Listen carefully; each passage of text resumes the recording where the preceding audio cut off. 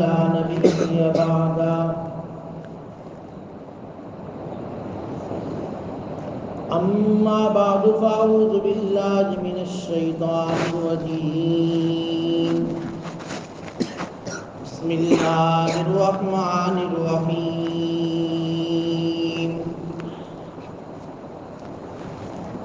تبارك الذي بيده الملك وهو على كل شيء قدير.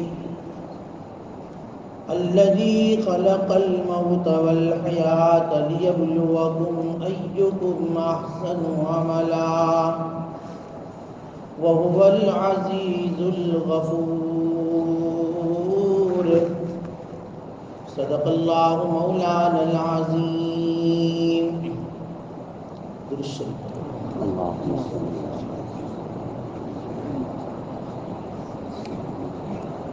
واجب الاحترام بزرگوں، جن آیات مبارکہ کی تلاوت کی، یہ سورہ ملک کی آیت ہے. کیونکہ سورۃ الانبیاء تو ختم ہو گئی تھی، سوچا سورہ ملک کی تھوڑی تفسیر ہو جائے. وہ وظائف جو روزانہ پڑھنے کے اللہ کے نبی صلی اللہ علیہ وسلم جن کو پڑھا کرتے تھے.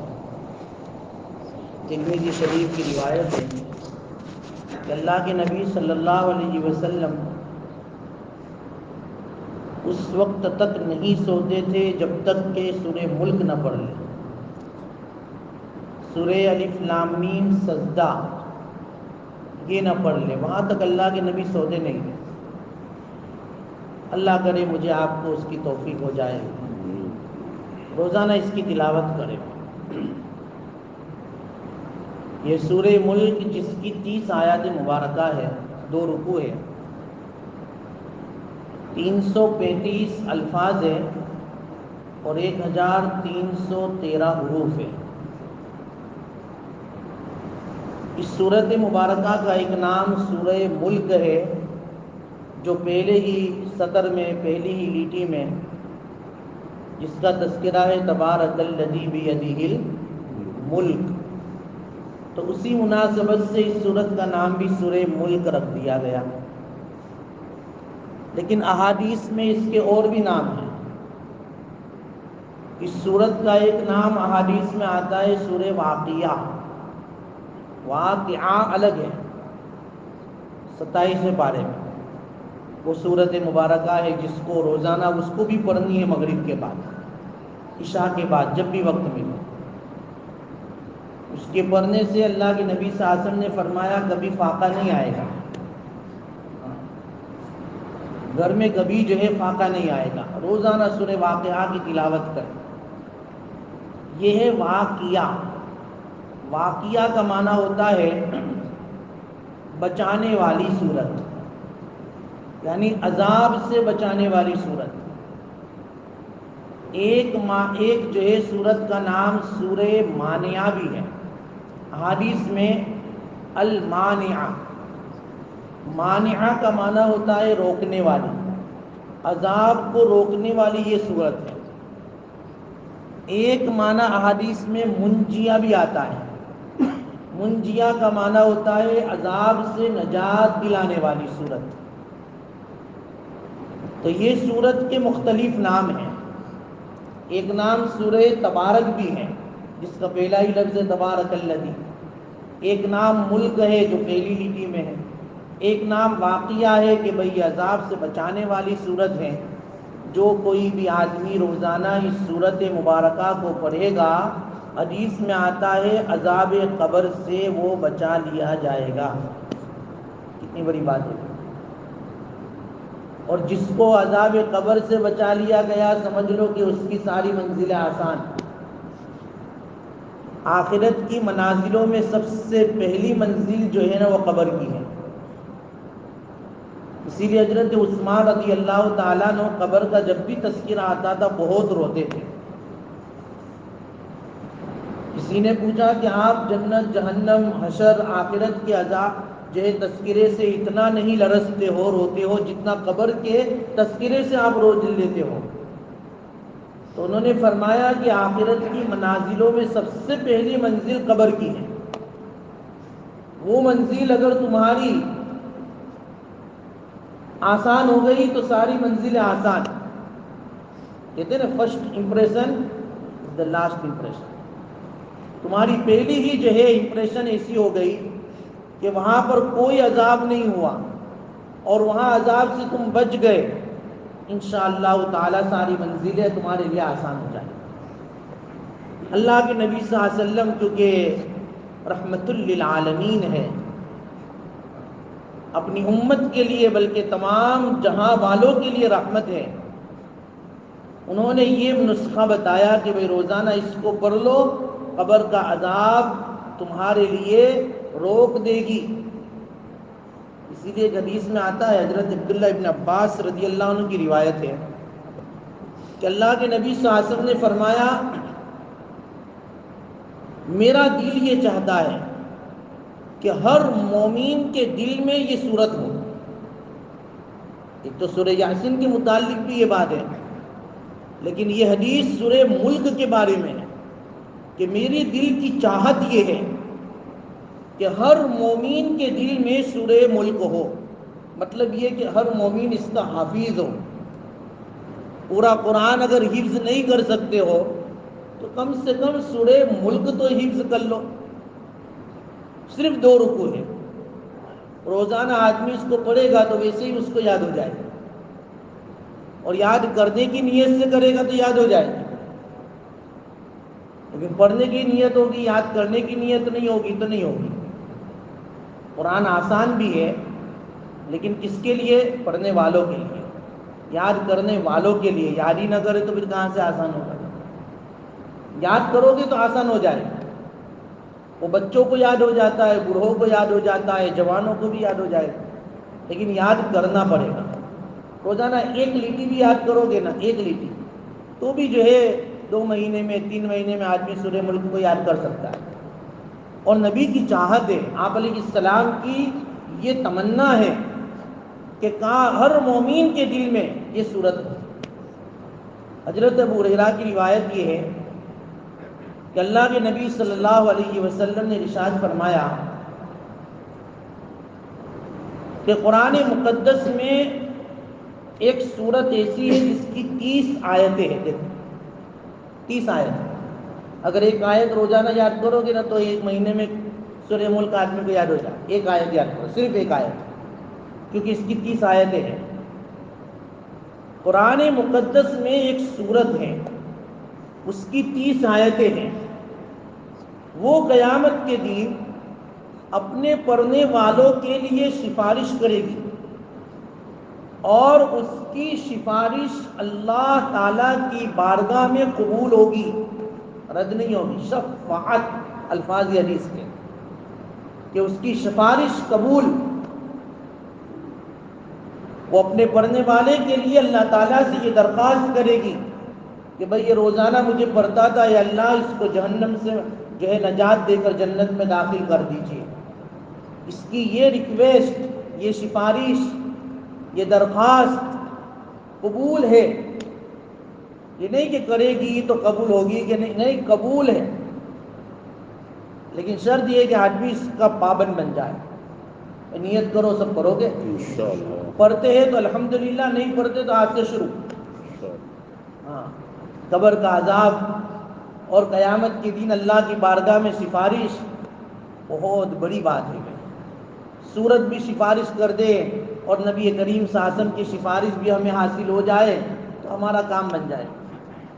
یہ کچھ اعمال ایسے ہوتے ہیں، کچھ اعمال کہ جو ہوتے بڑے مختصر ہیں، لیکن آدمی اگر اس کو پابندی سے پڑھ لے تو الحمدللہ ثم الحمدللہ وہ اس کے لیے ذریعہ نجات بن جاتی، ذریعہ نجات بن جاتی.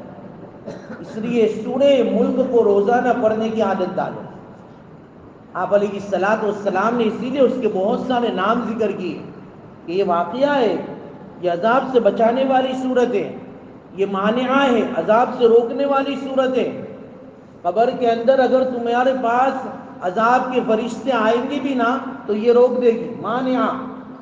فرشتوں کو کہے گی نہیں نہیں نہیں اس کو مت ٹچ کرو، نہیں بھائی کیوں کہ نہیں یہ مجھے پڑھنے والی تھی، اس کی حفاظت کے لیے میں کھڑی ہوں، اس کو میں عذاب نہیں دینے دوں گی، جاؤ اللہ تعالیٰ سے کہہ دو۔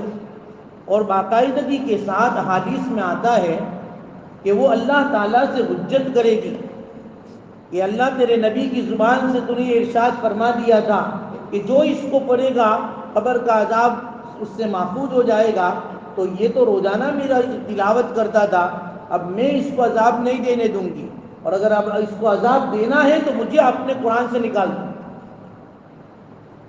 اللہ اکبر، اس طرح کی جو ہے حجت کرے۔ تو اس لیے اللہ کے نبی نے کہا یہ مانعہ ہے، روکنے والی ہے، منجیہ ہے، تم کو نجات دینے والی ہے عذاب سے، تم نجات پا جاؤ گے۔ تو یہ مختلف ناموں کے ذریعے اللہ کے نبی صلی اللہ علیہ وسلم نے اس کے فضائل بیان کیے ہیں امت کے سامنے، تاکہ امت اس کا اہتمام کرے، اس کو پڑھنے کا جو ہے اہتمام کرے، اور اس کو پڑھیں، اور اپنے لیے کسی کے لیے نہیں، اپنی ذات کے لیے جو ہے نجات کے لیے روکنے والا روکنے والے کے لیے، بھئی یہ اپنی ذات کے لیے روکنے والے بھی بنے گی، نجات دلانے والی بھی بنے گی، بچانے والی بھی بنے گی۔ تو بہرحال اس کے بڑے فضائل ہے، اللہ تعالی ہمیں اس پر عمل کی توفیق عطا فرمائے۔ تو 30 آیتیں ہیں، 335 الفاظ ہیں، اور 3113 حروف ہیں۔ اللہ تعالی ہمارے مفسرین کی قبروں پر کروڑ ہاں کروڑ رحمتیں نازل فرمائے، جنہوں نے کسی باتوں کو جو ہے ہمیں شمار کر کے بتا دیا، ورنہ ہم کتنے سالوں سے تبارک الذی پڑھتے، کبھی ان کے حروف گنے؟ انہوں نے گن کے بتا دیا کہ دیکھو ان کے حروف بھی اتنے، الفاظ گنے، الفاظ گن کر بتا دیا۔ امت نے جو ہے عجیب و غریب قرآن پر محنتیں کی ہیں، اور امت کے سامنے اس کو کھول کھول کر بیان کیا ہے، اور ابھی بھی جاری ہے۔ قرآن کا علم ایسا جو ہے لامتناہی ہے کہ اس کی کوئی انتہا نہیں، ہزار تفسیریں لکھی جا چکی ہیں، وہ لکھی جا رہی ہیں، اور قیامت تک لکھی جاتی رہے گی، لیکن علوم قرآن کا علوم اور قرآن کا نالج یہ کبھی ختم نہیں ہوگا، کبھی ختم نہیں ہوگا۔ اللہ ہمیں اس کی دلچسپی عطا فرمائے۔ قرآن کی تفسیر کے لیے آدھا گھنٹہ 20 منٹ 25 منٹ نکالنا یہ بہت بڑی نعمت ہے۔ اللہ نے ہم کو توفیق دی نا بیٹھنے کی، اس کو ہم معمولی نہ سمجھیں۔ ہم قرآن کی جو ہے فضائل کو اور اس کے الفاظ کو سیکھنے کے لیے بیٹھتے ہیں، اللہ تعالیٰ ضرور اس کو قبول فرمائیں گے۔ یہ توفیق کی بات ہے، ورنہ اعلان تو سب کے لیے ہوا تھا، ہے نا؟ اعلان سب کے لیے ہوا تھا، لیکن جس کو توفیق ملی وہ بیٹھا، جس کو نہیں ملی وہ گیا۔ ہاں جس کو کام ہوگا، جس کو کام نہیں ہوگا، جو اللہ تبارک و تعالیٰ ہر ایک کو ہدایت عطا فرمائے۔ ورنہ دیکھو ہم تو روزانہ صبح سے لے کر شام تک اور ہفتے میں بھی کبھی قرآن کو جو ہے سمجھنے کے لیے تفسیر تو پڑھتے نہیں ہیں، لیکن اگر ایک دن یہ ہفتے میں ایک دن اگر آدھا گھنٹہ ہم اس نیت سے بھی بیٹھ جائے نا بھائی کہ چلو قرآن سن لیں گے، قرآن کی مضامین کیا ہے، قرآن ہم کو کیا کہتا ہے، اس نیت سے بھی ہم بیٹھیں گے نا، انشاءاللہ تعالی ہماری نجات کا ذریعہ بن جائے گا۔ اس کو پابندی سے سنیں، پابندی سے بیٹھے، احادیث کی تعلیم میں بھی بیٹھے، قرآن کی تفسیر میں بھی بیٹھے، اس میں فرق نہ کرے۔ میں دیکھتا ہوں بہت لوگوں کو فرق ہوتا ہے، اللہ ہدایت دے ہر ایک کو۔ احادیث کی تعلیم میں تو بیٹھتے، قرآن کی تعلیم میں تو بھاگتے، نہیں، قرآن نمبر اول ہے، اس میں فرق بالکل نہ کرے، اور اس کو بہت اہتمام سے بیٹھے، اپنے انفرادی عمل کو بعد میں کریں، تلاوت قرآن بعد میں کریں، پہلے ہم سن لیں آدھا گھنٹہ، انشاءاللہ اس کا بہت فائدہ ہوگا، بہت فائدہ ہوگا۔ تو بہرحال یہ آدھا گھنٹہ جو ہے بولنے کے لیے 2 گھنٹے 3 گھنٹے اس پر محنت ہوتی ہے، ایسے ہی نہیں بولا جاتا ہے نا بھائی۔ اللہ تعالی ہمیں عمل کی توفیق عطا فرمائے۔ تو بہرحال سورہ ملک یہ قرآن مقدس کی زبردست سورت ہے، اس کا مرکزی مضمون جو ہے نا، مرکزی مضمون یہ توحید ہے۔ اس سے پہلے والی جو سورت ہے وہ سورہ تحریم ہے۔ سورہ تحریم میں اللہ کے نبی کی ازواج مطہرات کا ذکر ہے، ان سے کچھ لغزشات ہوئی تھی، جس پر تنبیہ کی گئی ہے، اور سرکار دو عالم صلی اللہ علیہ وسلم کے حقوق کو بیان کیا گیا ہے۔ خطاب ازواج مطہرات کو ہے لیکن حکم سب کو ہے، تو وہاں حقوق مصطفی کو ذکر کیا گیا ہے، اور اس صورت میں حقوق اللہ کو ذکر کیا گیا ہے۔ اللہ کی توحید کو بہت زبردست طریقے پر بیان کیا گیا ہے، آخرت کے مناظر کو بھی بیان کیا گیا ہے، موت اور حیات کو بھی یاد دلایا گیا ہے، اللہ کی قدرت کاملہ کا بھی تذکرہ ہے، جہنم اور جہنم کے مضامین کو بھی اس میں ذکر کیا گیا ہے۔ اگر یہ جو ہے سورت جو روزانہ ہمیں پڑھنی ہے، اگر اس کے جو ہے ترجمے کو اور اس کے مضمون کو اگر ہم سمجھ لیں گے تو انشاءاللہ تعالیٰ پڑھتے وقت یہ ذہن میں آئے گا نا، تو پڑھنے میں بھی مزہ آئے گا کہ ہاں یہ کیا کہہ رہے اللہ تعالیٰ۔ اس لیے جو ہے سوچائیے کہ جو معمولات ہے جو اللہ کے نبی روزانہ پڑھتے ہیں، ان معمولات کی تھوڑی تفصیل، تھوڑا ترجمہ میرے آپ کے سامنے آ جائے، تاکہ ان معمولات کو پڑھتے وقت ہمیں اس کا استحضار ہو اور قرآن کیا ہمیں کہہ رہا ہے وہ ہمارے ذہن میں آ جائے، یہی مقصد ہے۔ تو بہرحال تبارک الذی بیدہ الملک، اس کا ترجمہ کیا ہوتا ہے؟ بابرکت ہے وہ ذات۔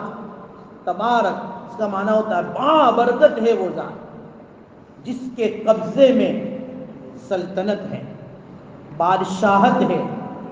ملوک کہتے ہیں بادشاہت کو۔ یہ دنیا کے جو بادشاہ ہوتے ہیں یہ تو ٹیمپرری ہے، ورنہ جو ہے پرماننٹ بادشاہ اللہ تعالیٰ۔ بابرکت ہے وہ ذات جس کے قبضے میں سلطنت ہے۔ اسی لیے حدیث قدسی ہے، حضرت ابو الدرداء کی روایت ہے، وہ فرماتے ہیں قال رسول اللہ صلی اللہ علیہ وسلم ان اللہ سبحانہ وتعالی یقول انا اللہ لا الہ الا اللہ، میں اللہ ہوں، میں معبود ہوں، میں مسجود ہوں، میرے علاوہ کوئی معبود نہیں، میرے علاوہ کوئی اللہ نہیں، میرے علاوہ کوئی مسجود نہیں، میں ہی اللہ ہوں، انا اللہ لا الہ الا۔ اور پھر اللہ فرماتے مالک الملوک، میں بادشاہوں کا مالک ہوں۔ یہ جتنے بھی بادشاہ دنیا میں تمہیں نظر آتے ہیں یا دنیا میں ہو چکے ہیں، ان تمام بادشاہوں کا مالک میں ہوں، مالک الملوک و ملک الملوک۔ بادشاہوں کا مالک بھی میں اور بادشاہوں کا بادشاہ بھی میں ہوں بادشاہ۔ صرف بابرکت ہے وہ ذات کہ جس کے قبضے میں ساری بادشاہت ہے، سلطنت ہے، پورا کا پورا پاور اللہ کے ہاتھ میں ہے۔ انا ملک الملوک، میں بادشاہوں کا بھی بادشاہ، میں بادشاہوں کا بھی بادشاہ۔ میری سنت کیا ہے، میری عادت کیا ہے؟ اللہ تبارک و تعالی اس حدیث قدسی میں فرماتے ہیں ان العبد اذا اطاعونی، میری عادت یہ ہے جب میرے بندے میری اطاعت کرتے ہیں، میرے حکم پر عمل کرتے ہیں، میرے احکام پر عمل پیرا ہوتے ہیں، تو ان العبد اذا اطاعونی تو حولت قلوب ملوکہم، میں دنیا کے بادشاہوں کے دلوں کو بدل دیتا ہوں۔ کیوں؟ کیونکہ بادشاہوں کے قلوب الملوک فی یدی، بادشاہوں کے جو دل ہے نا، دل میرے قبضے میں ہے۔ ورنہ بادشاہوں کی کیا، ہر ایک آدمی کے دل اللہ کے قبضے میں ہے، لیکن اللہ تعالیٰ اپنی بادشاہت کا تعارف کرا رہا، انٹروڈکشن کروا رہے ہیں کہ بھئی قلوب الملوک فی یدی، بادشاہوں کے قلوب، ان کے دل میرے قبضے میں ہیں۔ اور ان العبد اذا اطاعونی، جب بندے میری اطاعت کرتے ہیں، میرے احکام پر عمل کرتے ہیں، تو قلوب حولت قلوب ملوکہم علیہم بالرحمت والرأفت، میں بادشاہوں کے قلوب کو اس طرح پھیر دیتا ہوں کہ اس بندوں کے حق میں بادشاہ جو ہے رحم دل ہو جاتا ہے اور اس کے دل میں نرمی آ جاتی ہے۔ یہ میری عادت ہے، دنیاؤں کے بادشاہوں کے دل میں ان بندوں کے لیے رحمت اور ان بندوں کے لیے ہمدردی میں ڈال دیتا ہوں، یہ میری سنت ہے۔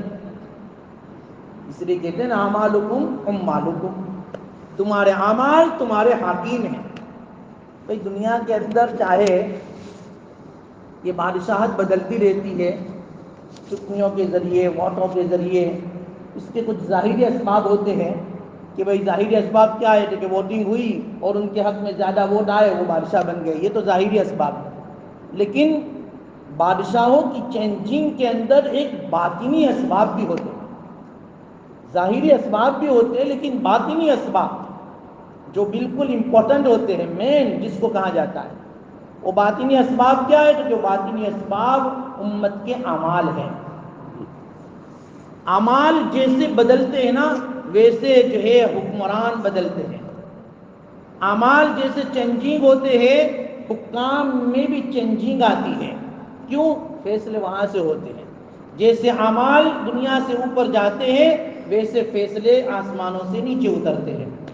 یہ سنت اللہ ہے۔ اس لیے اللہ تعالیٰ فرماتے ہیں کہ حدیث قدسی میں کہ قلوب ملوکہم فی یدی، بادشاہوں کے قلوب میرے قبضے میں ہیں، اور میری عادت یہ ہے کہ ان العبد اذا اطاعونی حولت قلوب ملوکہم علیہم بالرحمت والرأفت، میں بادشاہوں کے دلوں کو مخلوق کے لیے رحم اور مہربانی کے اعتبار سے ان کے دلوں کو پھیر دیتا ہوں۔ اور یہ ہم نے دیکھا ہے، تاریخ اٹھا کر دیکھیے کہ جس دور کے اندر امت کے اعمال اچھے تھے، ان کو اچھے حکمران ملے ہیں، ان کو اچھے حکمران ملے ہیں، ان کو خلفائے راشدین ملے ہیں، ان کو عمر بن عبدالعزیز رحمۃ اللہ علیہ جیسا خلیفہ ملا ہے، بادشاہ ملا ہے، کیونکہ اس زمانے کے اعمال اچھے تھے۔ اللہ نے حکام بھی اچھے جو ہے ان کو عطا فرمائے۔ عمر بن عبدالعزیز رحمۃ اللہ علیہ کے دور کے اندر ہم تمام کو معلوم ہے کیسا عدل و انصاف تھا، اور کیسے لوگوں کے اندر جو ہے اعمال کا جذبہ تھا، جس کی بنیاد پر اللہ نے عمر بن عبدالعزیز جیسا حکمران اور حاکم اور خلیفہ دیا تھا کہ ایک ہی گھاٹ پر بکری بھی پانی پی رہی ہے، بھیڑیا بھی پانی پی رہا ہے۔ صرف جانوروں کے اندر سکون اطمینان، انسانوں کے اندر کسی سکون اطمینان نہیں تھا، جانوروں میں بھی تھا۔ کوئی جانور کسی جانور پر بغیر کسی ضرورت کے حملہ نہیں کرتا تھا۔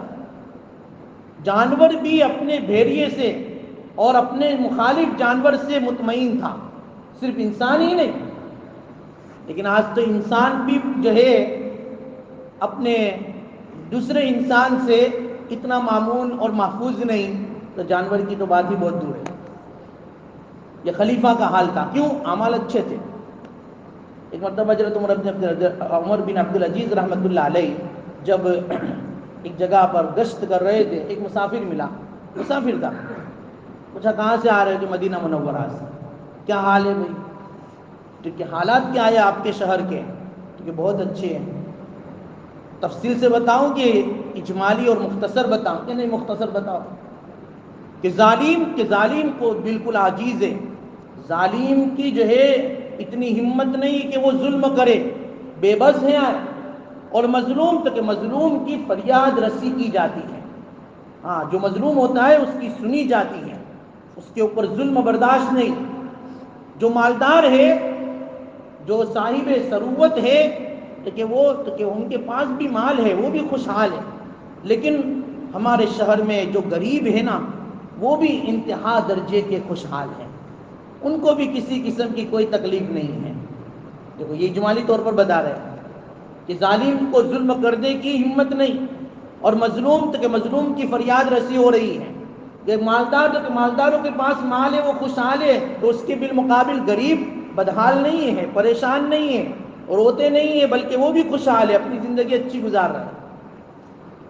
یہ حال تھا، حکمران اچھے، کیوں؟ اعمال اچھے تھے۔ اور آج ہمارے یہاں حکمران ایسے زبردست ظالم مسلط ہے ہر کنٹری میں، ہر کنٹری میں،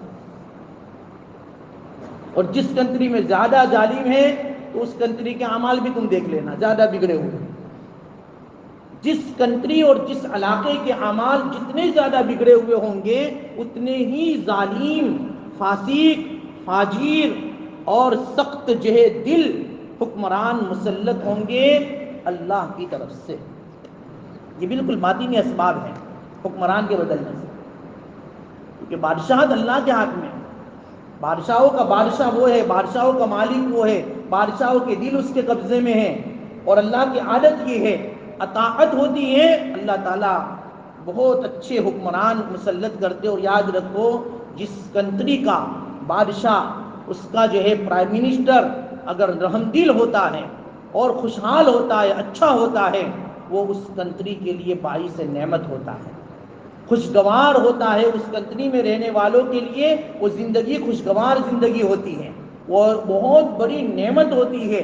باقاعدہ ہر ایک کی طرف سے اپنی خوشحالی اور اطمینان کا ایک آواز ہوتی ہے کہ الحمدللہ ہم یہاں سے اچھے ہیں۔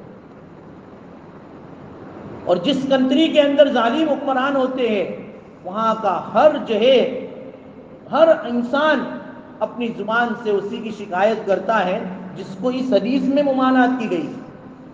اس حدیث میں کہا یہ تو میری عادت ہے، تم حکمران کو گالی مت دو، حکمران کو برا بھلا مت کہو، بلکہ فَاشْغُلُوا أَنفُسَكُمْ بِالذِّكْرِ وَالتَّضَرُّعِ، اپنے آپ کا خیال رکھو، اپنے آپ کو ذکر میں، گریہ و زاری میں مشغول کر دو، اللہ کو راضی کرنے میں مشغول اپنی ذات کو کر دو، اللہ آٹومیٹکلی تمہارے حکمران کو بدل دے گا۔ لیکن آدمی کو اپنے ہی بدلنے کا خیال نہیں ہے، اور حاکموں کے بدلنے کے بہت بڑی جو ہے باتیں ہو رہی ہیں کہ یہ ہو جائے، یہ ہو جائے، اس کا ناش ہو جائے، اس کو تو فرعون جیسی جو ہے موت مل جائے، تو اس کو بد دعا دو ہی مت بھائی۔ قرآن حدیث میں، اس حدیث قدسی میں کہا تم حکمران کو برا بھلا کہنا چھوڑو، تمہارا کام یہ ہے کہ تم اپنے آپ کو اطاعت میں لگا دو، اپنے آپ کو جو ہے اللہ کی عبادت میں لگا دو، آٹومیٹکلی اللہ تبارک و تعالیٰ حکمران کو بدل دے۔ اس لیے آگے کہتے ہیں وَإِنَّ الْعَبْدَ إِذَا عَصَوْنِي، بندے جب میری نافرمانی کرتے ہیں، حَوَّلْتُ قُلُوبَ مُلُوكِهِمْ بِالسَّخْطَةِ وَالنَّخْمَةِ، میں بادشاہوں کے دلوں کو بدل دیتا ہوں، کیسا کہ ان کے دلوں کو سخت کر دیتا ہوں، ان کا دل سخت ہو جاتا ہے، ان کا دل اتنا بے رحم ہو جاتا ہے کہ ان کے سامنے ان کا جو پبلک ہوتی ہے اور ان کے جو ماتحت میں رہنے والے ہوتے ہیں، وہ اپنی آنکھوں سے دیکھتے ہیں کہ یہ لوگ رو رہے ہیں، یہ لوگ پریشان حال ہے، ان کے پاس کھانے کو جو ہے کھانا نہیں ہے، پینے کو پانی نہیں ہے، وہ رو رو کر جو ہے گر گرا رہے ہیں، اور سارے حالات ان کے سامنے ہیں، اس کے باوجود ان کے دل جو ہے اتنے بے رحم ہو جاتے ہیں کہ اس مظلوم کی آہوں کو، ان کے آنکھوں سے نکلنے والے آنسوؤں کو وہ نظر انداز کر دیتے ہیں۔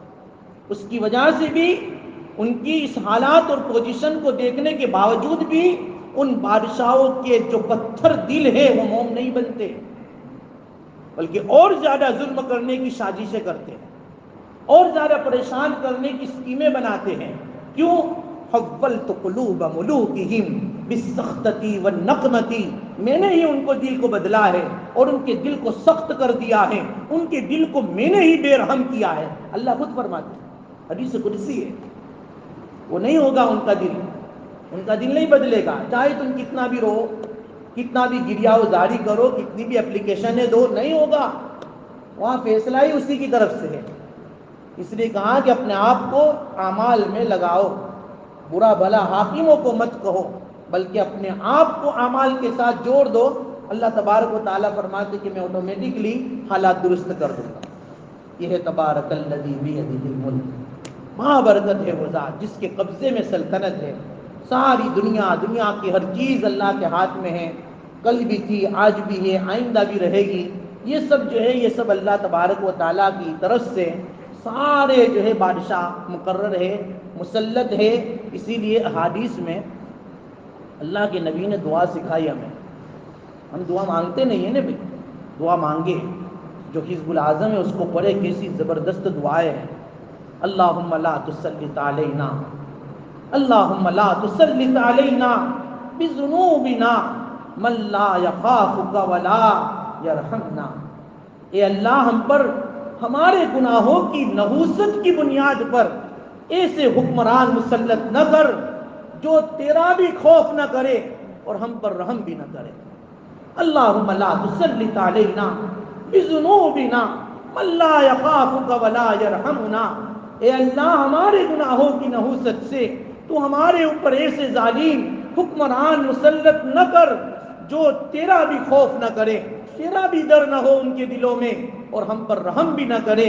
اے اللہ ہم ایسے ظالم سے آپ کی پناہ چاہتے ہیں. اللہ کے نبی نے اللہ تعالیٰ سے دعائیں مانگی. کیوں؟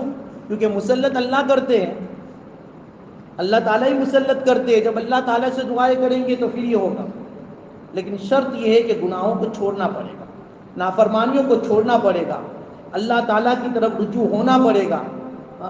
لیکن ہماری کمزوری ہے، گناہوں کو چھوڑنا نہیں ہے. عبادت کرنی ہے وقت پر نماز پڑھ لی تو سمجھ لے کہ بہت بڑا کام کر لیا. مسجد میں آنے کے بعد نمازیں تو پڑھتے ہیں، لیکن اس کے باوجود اس کے بعد کیا کیا کرتے ہیں، مسجد میں کیا کرتے ہیں وہ ہمیں معلوم ہے. اس سے بھی ہمیں بچنا ہے بھائی، گناہوں سے اپنے آپ کو بچانا ہے، ایسے حرکتوں سے اپنے آپ کو بچانا ہے جس سے خدا کا غضب نازل ہوتا ہے. ان تمام چیزوں سے اگر اپنے آپ کو بچائیں گے نا، اللہ تبارک و تعالیٰ آٹومیٹکلی راحت، سکون، اطمینان کے دروازوں کو کھولیں گے اور اچھے رحمدل حاکم ہمارے اوپر مسلط فرمائیں گے. اب سوچو گے کہ بھائی ہمارے نیک بننے سے کیا ہوگا، یہ مختصر سے مجمع سے پوری دنیا کو کہاں بھائی ہر ایک یہ سمجھے گا تو پھر کوئی بھی جو ہے اعمال کی طرف متوجہ نہیں ہوگا. ہر آدمی یہ سمجھے کہ میرے گناہوں کی نحوست سے مخلوق خدا پریشان ہے. بس ہم تھوڑا مجمع تھوڑا نہ سمجھے. اگر ہم خود بھی اپنی زندگی کے انقلاب کے لیے اپنے آپ کو تیار کرتے ہیں تو انشاءاللہ تعالی ہماری بنیاد پر اللہ تبارک و تعالی ہمارے اعمال کو دیکھ کر بھی جو ہے دوسروں کو اعمال کی توفیق اور ترغیب دیں گے، اور اللہ تبارک و تعالی مختصر لوگوں کے اعمال کی بنیاد پر بھی تھوڑا بھی رحم جو ہے مخلوق خدا پر کر دیں گے اور اس کا سبب ہم بن جائیں گے کہ چلو میرے گناہوں کی نحوست سے خدا کا غضب نازل ہوتا تھا، چلو میں نے تو توبہ کر لی، انشاءاللہ تعالی میری توبہ سے مخلوق خدا کے اوپر رحم آئی. اسی لیے امام مالک رحمۃ اللہ علیہ کی ایک بات یاد آئی. انہوں نے حضرت وہب بن منبہ رحمۃ اللہ علیہ کی بات کو نقل کیا ہے. وہب بن منبہ کہتے ہیں کہ اللہ سبحانہ و تعالیٰ نے بنو اسرائیل کو یہ بات فرمائی تھی کہ دیکھو جب بندے میری اطاعت کرتے ہیں نا تو میں خوش ہو جاتا ہوں، اور جب میں خوش ہوتا ہوں نا تو میں اپنی برکتیں دنیا میں نازل کرتا ہوں، اور میری برکت بے انتہا ہوتی ہے، لا انتہا، جس کی کوئی انتہا نہیں. ایسی برکتوں کا نزول میں فرما دیتا ہوں جب بندے میری کیا کرتے ہیں، اطاعت کرتے ہیں. لیکن اس کے اپوزیشن بندے میری نافرمانی کرتے ہیں نا تو میں غضبناک ہو جاتا ہوں. میرے بندوں کی اطاعت پر میری رضا آتی ہے اور بندوں کی نافرمانی پر میرا غضب اترتا ہے، اور میں جب غصے ہوتا ہوں تو میں لعنت بھیجتا ہوں، اور میں لعنت جب بھیجتا ہوں نا وہ لعنت 7 پشتوں تک رہتی ہے. 7 پشتوں تک. اور ہم یہ سمجھتے کہ ہم نے گناہ کر لیا ختم. نہیں، ہماری نافرمانی، ہماری حکم و عدولی، ہمارے گناہ یہ ہماری نسلوں کو جو ہے نقصان پہنچاتے ہیں. وہ نسلوں کو نقصان پہنچاتے ہیں. وہ بیچاری ہماری نسلیں ہمارے گناہوں کی نحوست سے پریشان رہتی ہیں. اس لیے آدمی اپنے اوپر رحم کرے اور اپنی پشتوں نسلوں پر رحم کرے. اللہ فرماتے جب نافرمانی کرتا ہے نا بندہ میں اس پر لعنت بھیجتا ہوں، اور میری لعنت ایسی خطرناک ہوتی ہے کہ 7 پشتوں تک جاری رہتی ہے. 7 پشتوں تک. اس لیے اس سے ہم پرہیز کریں، گناہوں سے بچیں، اطاعت کی طرف اپنے آپ کو لگائیں. یہ ہے تبارک الذی بیدہ الملک وہو علی کل شیء قدیر. کیوں؟ کیونکہ وہ اللہ ہر چیز پر قادر ہے، ہر چیز پر قدرت رکھنے والا ہے.